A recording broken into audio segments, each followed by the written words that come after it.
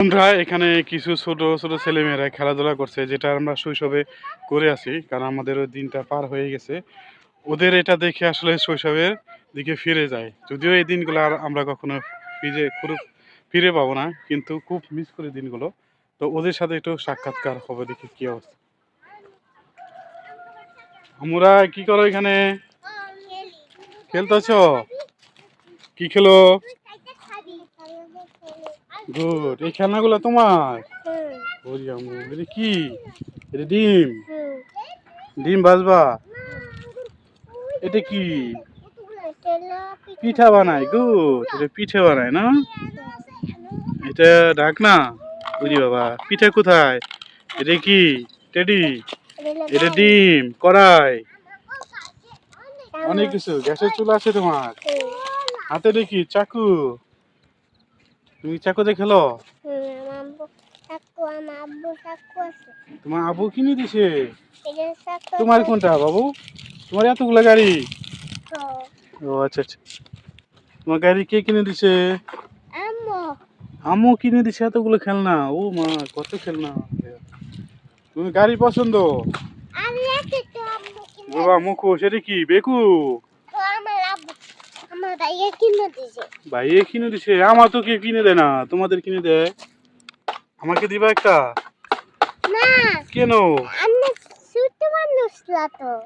আমি ছোট মানুষ না, আমি বড় হয়ে গেছি। তাহলে ছোট হবে কিভাবে? না খেয়ে থাকলে ছোট হবো। তুমি? তুমি ভাত খাইছো? কতগুলো ভাত খাইছো? মুখোশ পরো তো দেখি একটু, কেমন দেখা যায়।